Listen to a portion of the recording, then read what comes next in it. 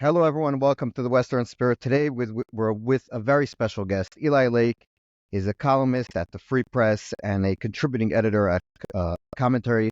And also, he had, and hopefully will come back, a great podcast called Re-Education. And he's someone who I've been following for many years in your previous work as a journalist in many different places. And he's someone who knows the Middle East and Israel. And so I wanted to pick his brain a little bit. And so, Eli Lake, it's a pleasure to talk to you. Well, thanks so much for having me on, Ariel. You're most welcome. So I just wanted, before we start getting into the meat and bones of the issues, let me just ask you, as someone who really follows this stuff, how would you rate, not from 1 to 10, but just explain the Biden administration's policy right now towards Israel, or towards the whole situation here? Well, there was a joke that Biden didn't have a two-state solution, he had a one-state solution, and that state is Michigan. Because when he was thinking about running for re-election, he did not want to offend the Arab American community in Michigan, although there are quite a number of pro-Israel Jews in the state as well.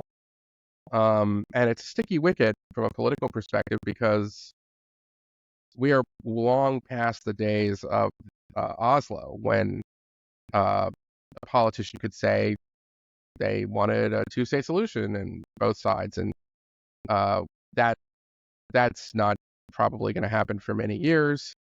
And I would say that the Biden administration is still stuck in those talking points, although if you look at what they've done, it's not fair to say that they've abandoned Israel. What they've done is they've tried to contain the conflict which they fear would become a regional war. And I think it's fair to say that I think most American presidents would have that instinct.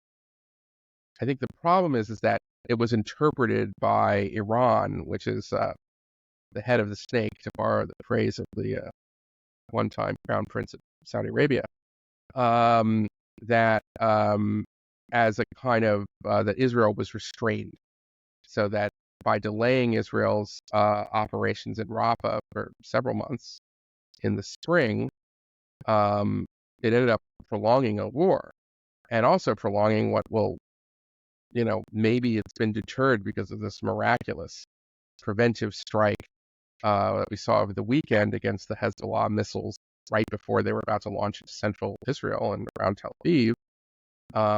But it has sort of delayed what seems to be an inevitability.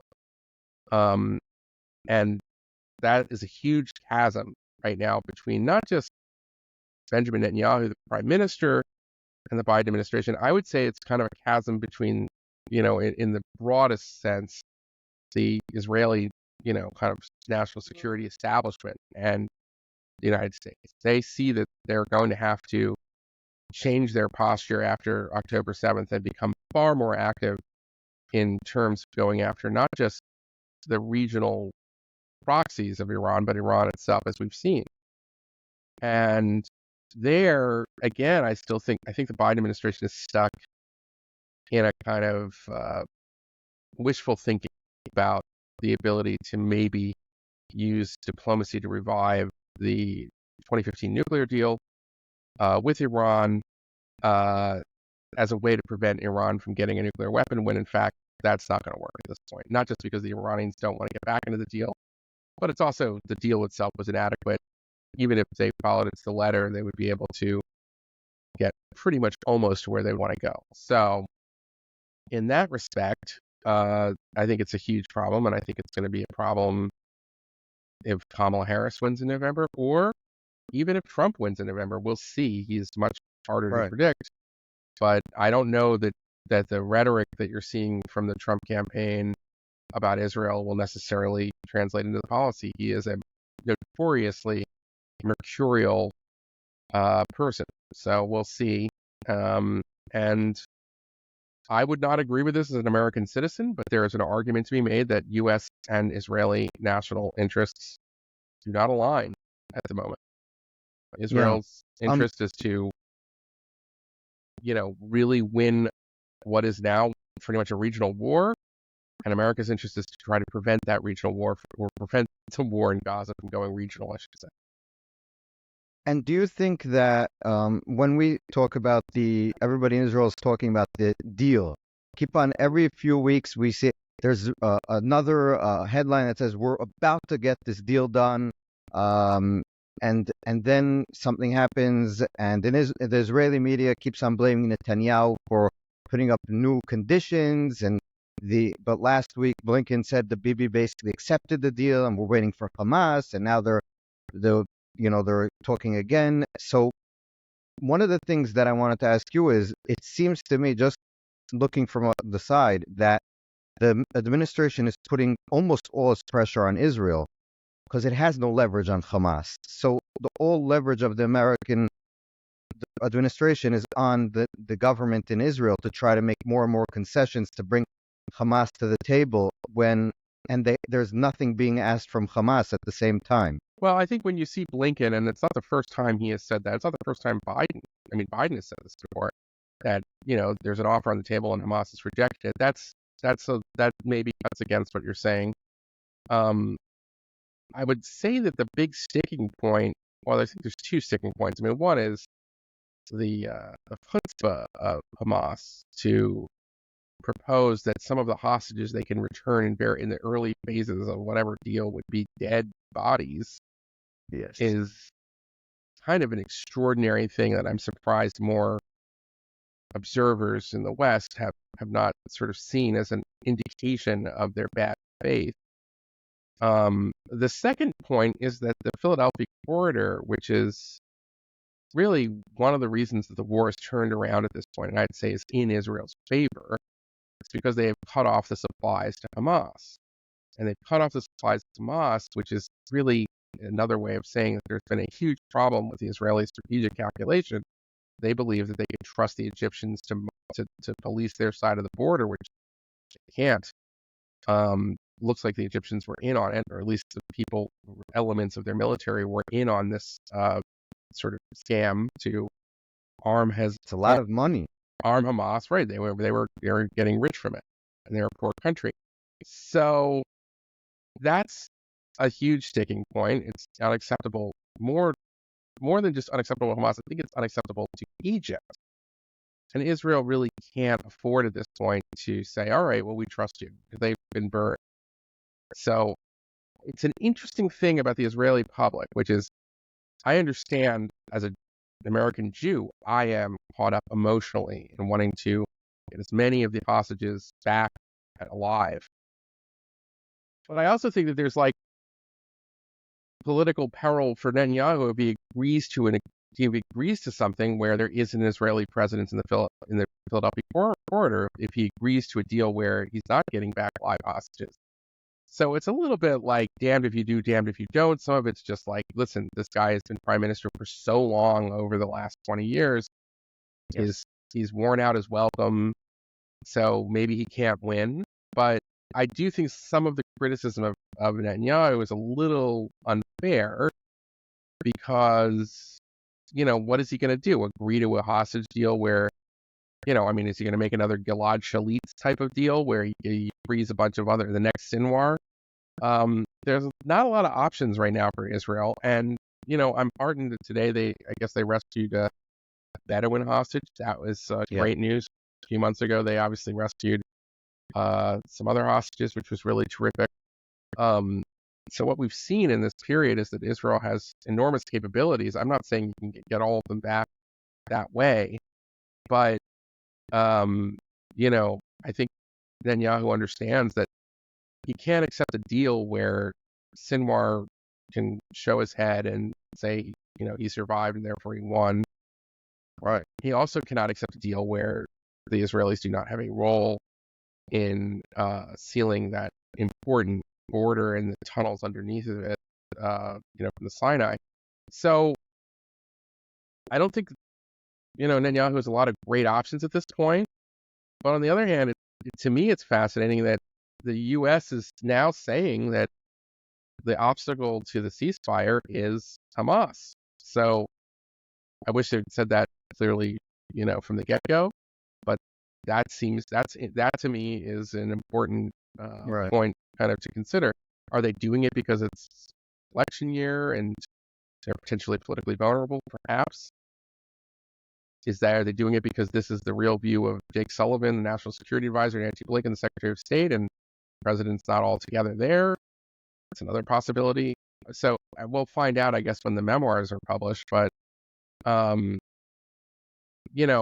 it's not as bad as it was a few months ago when Israel was being falsely accused of trying to starve Gazans when in fact Hamas was stealing supplies that they were letting in. So that's my assessment for now. Yeah. I wanted to ask you. You mentioned Harris. We don't know how she'll be. We don't know how Trump will be.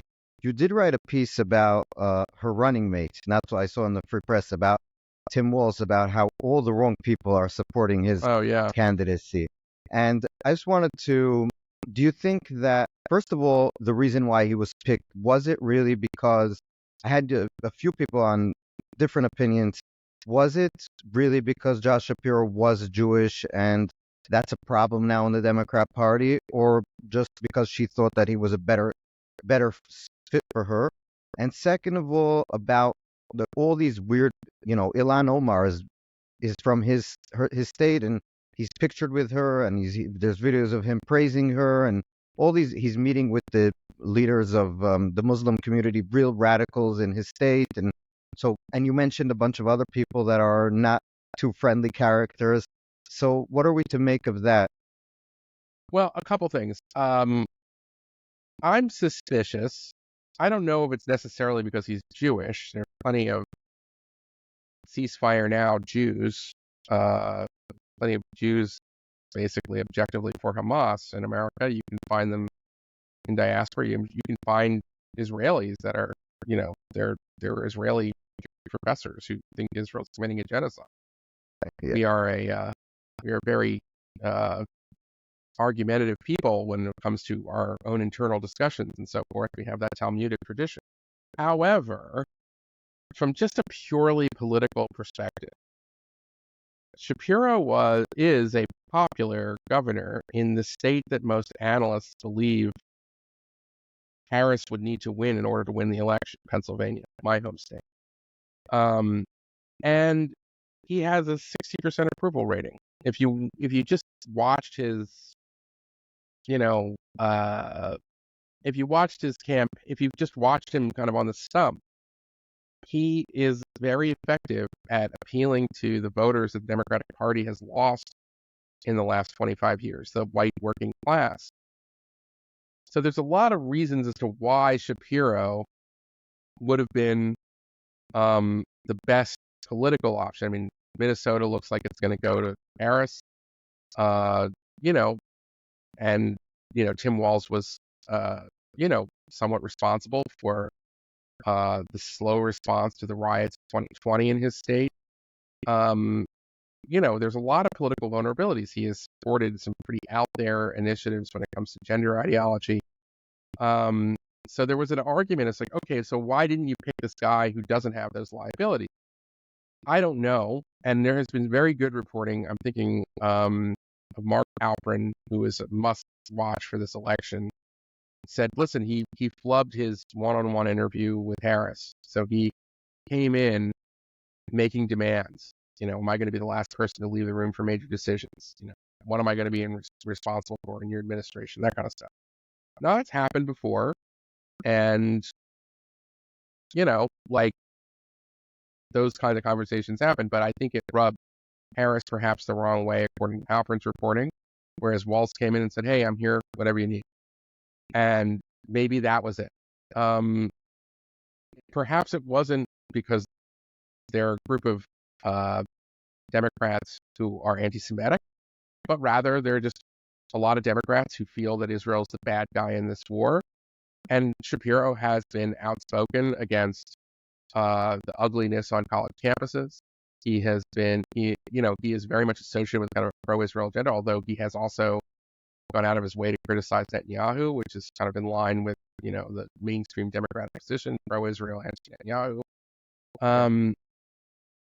And I have never seen, all the other possible vice presidential picks that she had had in this very condensed, irregular, once in a, time election cycle where she kind of just pops in for Biden.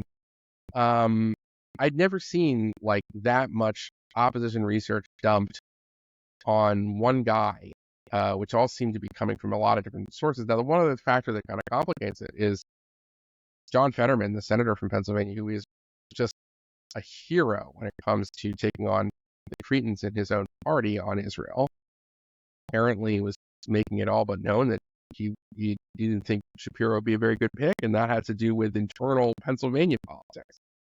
So there's a lot of things. I'm not prepared to say for sure it was anti-Semitism. The point of that piece that you cited was that the anti-Semitic, super anti-Israel part of the Democrats certainly felt like they had the wind at their sails as a result of snubbing Shapiro and picking Walz. Now, since then, we have some more information, and that is, we look at the Democrat convention, and while I would have liked to have seen some speeches directly calling out the excesses of the Palestine solidarity crowd, for the most part, you didn't see anything other than like maybe a throwaway line in Bernie Sanders' speech and a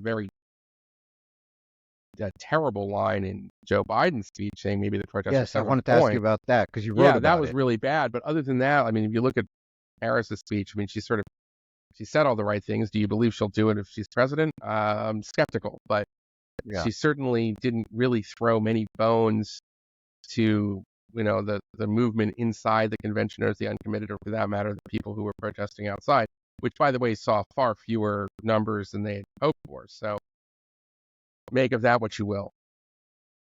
Can I just ask you about Biden's throwaway line? Because I do think that it does show something about where he thinks the base is, at least the young base. I think that's what I think. His natural instinct over the years was to always tack to the center of the party. Yep. That's, I think, if you look at Joe Biden's approach to things, he was never an ideologue in all his years. He just went where the center of the Democrat Party was. And I think he does sense that at least the younger generation of Democrats is much more critical of Israel. We see it in the polls. A lot of the young people do not like Israel. Let's put it like bluntly as is. So why, first of all, why do you think his natural instinct was to say they have a point, those crazy protesters outside? Because you wrote about it also, and you said they don't have a point. And so maybe just a little bit explain where you think things are going for the next generation of Democrats. Well, for the next generation of Democrats, I think we're definitely going to see a shift, at least if the trends continue as they are right now. But this is the thing. Trends may not continue as they are. That's like, we're basing this on a trajectory of sorts, right? So there are a lot of things that can happen. You could see a rump within the Democratic Party that just is so toxic to American national interests because they become so aligned and lash themselves to this, genocidal project of Hamas and Iran that at a certain point it's not sustainable, and responsible Democrats will purge them and kick them out of the party. We saw something like that happen with the UK Labour Party with the Corbynites. So that's point one. Point two is, I'm amazed at the intelligence and military prowess of Israel.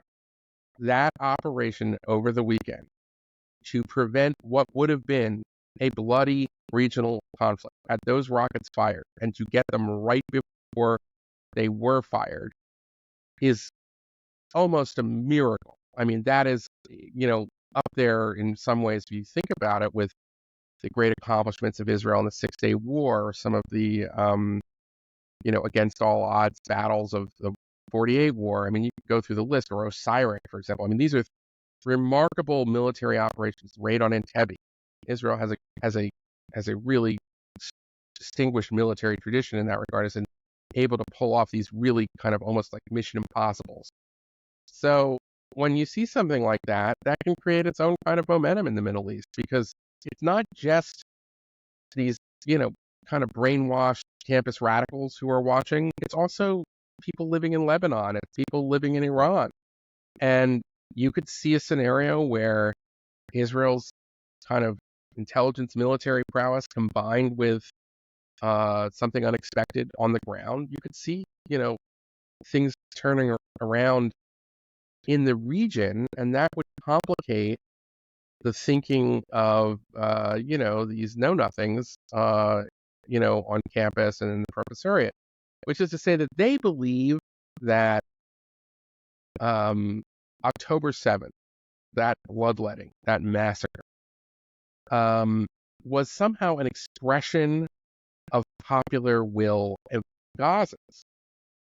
Yes. I've never been convinced of that, and I know there are many people on the Zionist side who would say, well, look at the opinion polls, look at how even the Palestinian Authority celebrated it. Like, yeah, but if I'm living in Gaza and I see something like that, the first thing I think is, okay, you've just initiated a war with a far more powerful military. You are going to bring nothing but misery and deprivation to me and my family. And we've seen, I mean, they get out, you see videos. I'm not saying this is every Gazan, but you do see people cursing Sinwar and Hamas because they apply, elementary logic to the situation, basically saying, wait a second, you started a war and you're using us as human shields. That's horrendous. Now, if that message can somehow be absorbed by the campus radicals, yeah, you might still have a few. But I would imagine a lot of people, if that would complicate their easy moral judgments against Israel in that situation. Now, we haven't seen The that. problem is, Eli, that just to interject, that I think that yes, a lot of Gazans may think that way, but just as giving my opinion, that I think that a lot of Gazans, or a lot of even people in the area, you probably have way more experience on this than I do. They think different than Western people. There is a lot of times, especially religious fanaticism. They're not thinking about their, for example, safety and security right now. They're thinking about, the afterlife. They're thinking about being martyrs and jihad and all this kind of stuff. And if you indoctrinate people, for Hamas in 2006 took over the education system, That's true. Yeah, so, but that's always you're describing the sort of the dedicated cadres, okay? But for the average Gazan who isn't seeing all the benefits of being, on the inside, I think it's pretty easy to also understand that they could look at that and they could say, everything our schools and our imams and our leaders are teaching us is bullshit. Excuse my language. it's okay. And like in that respect, I mean, I think of the experience of the people who had to live in the Soviet Union. Towards the end, they didn't believe anything they read in Pravda. They didn't believe anything their government said, and it forced, in some ways, the first, I mean, you want to call them reforms, you can argue about it, from Mikhail Gorbachev, and finally the dissolution of the evil empire with Boris Yeltsin. My point here is that you have to look at Gaza, even though it's a much smaller state, obviously, or stateless, than the Soviet Union or Iran or China. But nonetheless, it is still, a vicious authoritarian state. And when you're looking at dictatorships, you have to remember, we don't see the things under the surface because they're not open societies. Right. So we don't have, there isn't a dissenting voice within the Gazan press to criticize their leaders. Yes. But you have to think that exists. So even if it's not articulated yet, so my thinking on it is, yeah, but look, what about the results? I mean, so I agree with you that how do I put this? I agree that it's really troubling when you look at the educational program of Hamas. It's very troubling if you look at what it means to join, I forget the name of it, but whatever the youth corps is for Hamas. Those are brainwashing operations, and that's what they do. Yes. A lot of people will be brainwashed, and they may not ever, they may always. However, that said, not everyone. And things have a way of sort of changing. And like oftentimes, it's very hard to maintain the sense that, the early kind of enthusiasm for a revolution. Just look at the Iranian Revolution. I mean, the Iranian Revolution started off in the totally secular elements of the Iranian polity, like communists, supported Khomeini, and then they were purged, and then, terrible Yeah. things happened to them and their families. And now, 50 years almost 50 years later, 45 years later, what do we have? We have a country where there's truly a legitimation crisis. Nobody trusts the regime. Nobody trusts banks. Nobody trusts anything. So I'm not saying there's going to be another Iranian Revolution, although God, we should hope, Baruch Hashem. However, that, they have not been able to succeed in kind of replicating the usefulness of that revolution. And I would imagine, I don't have the same information on China, but I imagine that's true with China. We saw, by the way, videos in China during the COVID lockdowns when they had to re-lock down the society. People were furious.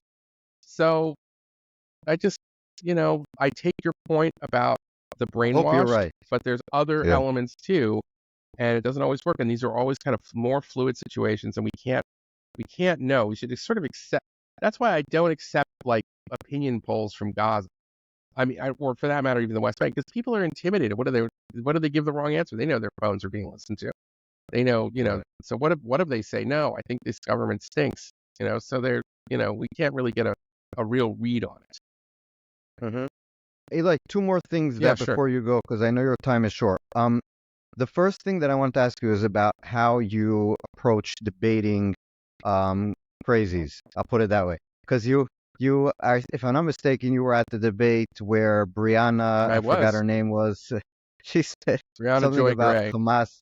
Yeah, she said Hamas was like I forgot the exact phrase. That Hamas was just like a peaceful organization. That was She basically said her that argument. Hamas didn't want to kill Jews. They just wanted to end Zionism, and that they were interested in a non-religious state or something. It was so ridiculous. How do you approach those types of debate? Well, in that debate, when she said that, I laughed, Yeah, I know. because that's really, what are you supposed to say to that? Yeah, I mean, listen, these kinds of things are popular on the web. I also debated Norman Finkelstein, and it was hard to get a word in edgewise, and I would love to debate him again, because I would approach it very differently if I did. But he said some outrageous things. I mean, listen, I think that my view is that this is not a majority of Americans agree with this, but it's a segment of American political opinion at this point. I'm an American, I write for the public. I know a lot about this, and I think, you can't just say I'm not going to engage it. If there's a chance that maybe 5% of the audience has not made up their mind, is just looking for their side to vanquish the opponent, but maybe they're trying to learn something, you have an opportunity maybe to reach them. But as for like the tactics, I don't know. I try to rely on, knowing what I know when I do some of these debates, and I prepare for them. I find that the historical arguments are probably the most powerful, in the sense that I think the strong case for Israel in this setting, if you're not debating in front of, religious Jews who know the history of our people, so to speak. But if you're just sort of saying, listen, there have been multiple efforts for the last century of the Zionists who came to this land to try to explore the idea of sharing it. And they've been rejected at every turn, often with spectacular and horrendous violence. And that's the context. I mean, what most of the people who are on the pro-Palestine side believe is it's like a ghost story. It's a scary myth that riles them up, where they can pour all of their enmity into a single state, the only Jewish state. And it's not the reality. But that also is like, I would just say, is a matter of, for our own kind of intellectual hygiene, we should never lose sight of the fact that Israel is a as a country, and its government is comprised of people, and people are flawed and they can make mistakes. Yes. And there are times when Israel has made egregious moral errors at times in its treatment of Palestinians, but they have been so exaggerated, and there's been such bad information. There's a whole industry that exists of NGOs, including some Israeli NGOs, that are really in the myth-making business and not in the accountability business. So I almost think the most powerful thing that I'm a proud Zionist, but one of the most powerful things one could do right now is to have an alternative human rights organization that fairly critiques the Israeli government, but isn't B'Tselem. Because B'Tselem, as an organization, is interested in delegitimizing Israel and demonizing Israel.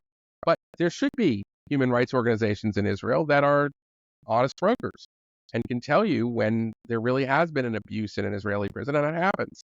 And, it's like you can sort of, I think you should always allow as much as you can. It was very hard after October 7th, as I'm sure it was for you. It was very hard for me, but I did a monologue right after it, sort of saying we should always hold in our hearts the empathy that there are lots of Palestinians who are not culpable for October 7th who will suffer as a result of this, and they will suffer at the hands of the Israeli military. That doesn't make Israel demons. It makes Israel like a normal nation in some ways, because that's what happens in wars, and Hamas started the war. But we can't just pretend that there's nothing that ever, that Israel does no wrong and we should never talk about it. That's kind of what makes Israel resilient. That is what makes Israel resilient. This goes back before your day and my day to a certain. I was 10, but in the Lebanon War, when the massacre of Sabra and Shatila broke out, who broke that story? It was Israelis, because Israelis were hearing back about what happened.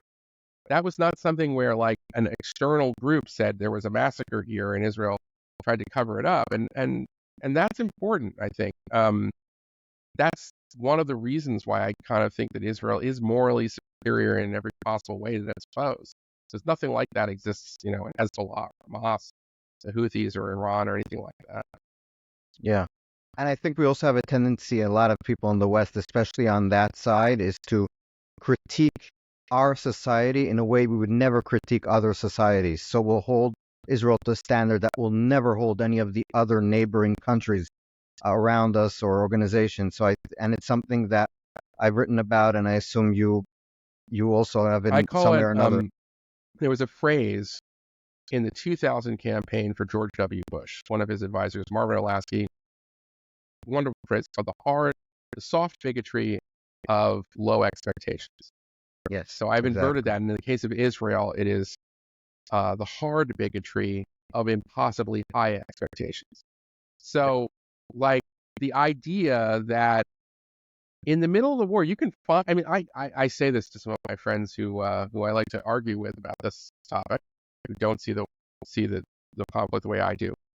I say you can find videos of IDF soldiers risking their life as they're being fired at to get gasoline and incubators into Al-Shifa Hospital because they know that Hamas is holed up.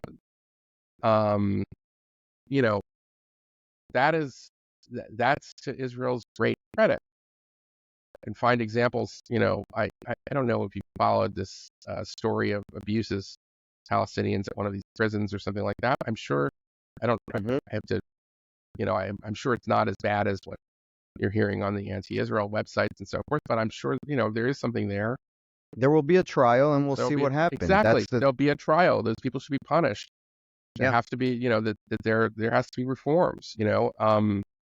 I'm all for punishing Israeli settlers who engage in vigilante justice or, not even justice, marauding rampages. Those Jews are a disgrace, and they should be subject to Israeli law, and they often are. It's not written about. It's only, you only hear about the incident. You don't hear about how the IDF or how the Israeli justice system dealt with the incident, but that's an important thing to kind of remember. We're not dealing with, a perfect country, but no country is perfect. Exactly. One last thing before you go. You wrote an article and you also did a podcast about the as a Jew phenomena. Oh, thank you. It's one of my And favorites. I'm glad you mentioned it. yes, it's my favorite too, just because you see it all the time now. You'll go to like the Jewish Voices for Peace or whatever they're called, and there'll be like one Jew in a tallis, and behind him like 1,000 people in a keffiyeh. And then this is the Jew that is like, as a Jew, I'm legitimizing all these anti-Semites behind me. And you mentioned the different people in your article and in the podcast. And so maybe just to finish off our conversation, give us a little bit about, you also talked about the historical context about this phenomena and how throughout the generations, this is not a new thing. No. So maybe just give us a little bit about a flavor. Well, I wanted to tell the story of someone named Johannes Pfefferkorn, who was a Jew who converted to Catholicism in the 15th century and was he kind of wormed his way into the court of Maximilian, who was at the time the kind of emperor of Germany, Greater Germany, and encouraged him to kind of, I mean, you could call it, launch a pogrom against the Talmud, which was viewed at the time by a faction of the Catholic Church as the blasphemous text. Now, part of the podcast, as you'll learn at the end, is that there were also Catholic theologians who also had the ear of Maximilian, who said, no, we have much to learn from this tradition. And at the end of the day, it created what was known as the War of the Books, and it was really a fight between the Augustinians on the one side, and then I think I'm going to forget the name, the Benedictines. I think anyway, not the Benedictines, but another faction of the Catholic Church. But it was an example of how a sort of Jew who converts, using his status as an ex-Jew to enable a kind of horrific form of anti-Semitism. Now, today, I make the point that we do not have, there's no war on Jewish texts today. It sort of wouldn't make sense in the era of the internet, but there is a war on the Jewish state. And there are Jews who kind of parade their Judaism and talk about their Jewish values, means that they are against what is a safe haven for all of us. Sometimes I don't think that we are teaching the younger generations why Israel exists. And there needs to be, I think, a new familiarity with what it was like before the state of Israel. And then, we think of the Holocaust, and that is the most dramatic example, but it was centuries of dispossession, it was centuries of oppression, it was centuries of violence against our communities. And it really did take an extraordinary generation that lived through this period. People like David Ben-Gurion, Menachem Begin, we all know their names.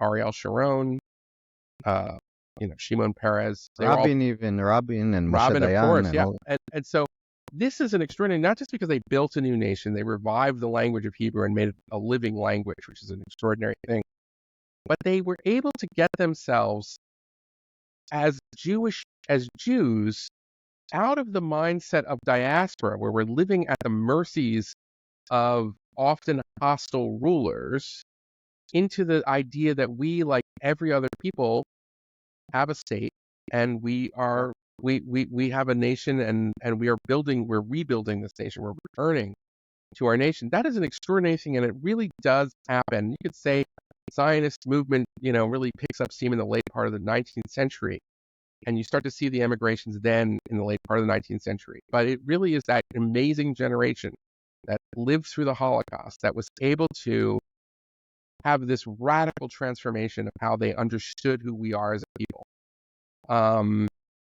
And, I'm middle-aged now.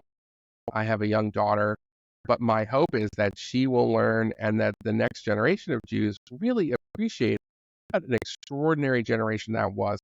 What a precious gift Israel is. How hard it was to come to this strange land and build this nation out of nothing almost, to do it under constant threat, to do it with the specter of the Holocaust, the specter of the Third Reich, the specter of the annihilation, the extermination of the Jewish people hanging over its head. It's a remarkable story that I really hope we don't forget.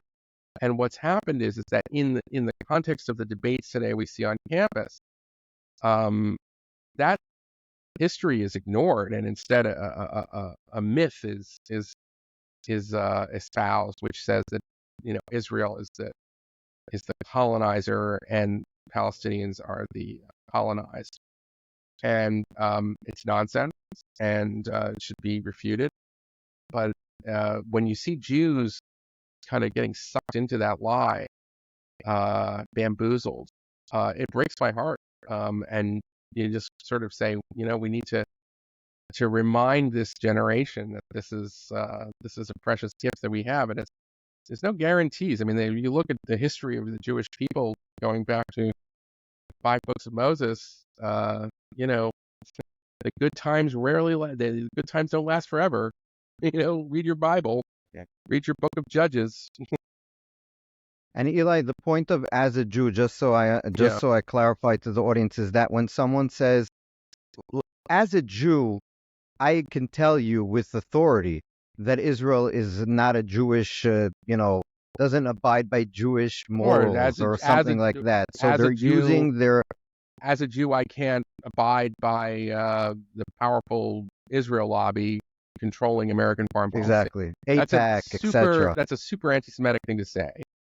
American Jews have just as much a right to petition their government and participate in American politics as any other interest group.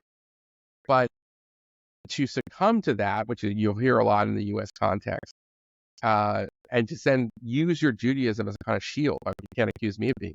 I mean, the classic example is Norman Finkelstein, whose parents survived the Shoah, and he brings it up all the time. And he brings it up in order to demonize the state of Israel, to say they're the new Nazis. Now, I mean, I can understand in some ways why a guilt-ridden German may find such a story appealing, because, hey, we're not the only ones. And by the way, if you look at human history, they aren't the only ones. Everybody, if you go back far enough, you can find every group of people. Even the Scandinavians were, murderous bastards when it came to the Viking conquest. Yeah. But the point is not is that we have to make distinctions, or else it's all meaningless. So in some ways, the fight over Israel today is not just a fight over this one Jewish state, which is really important to you and me, but may not be very important to just someone who doesn't have that kind of connection to it. It's really about, are we going to live in a world, in an international system where we cannot distinguish between some of the most profound and horrific evils ever seen, and a democratic state trying to defend itself against some of the most cynical enemies? That affects America. That affects England. That affects France. You know what I'm saying? That affects the West, not just Israel. So it is a fight worth having, even if you are not connected to Israel, because of your faith and ethnicity. Yeah. Eli, it's been a pleasure talking to you. What a pleasure it's been for me too, Ariel. Thank you so much for having me. Thank you so much for talking with us.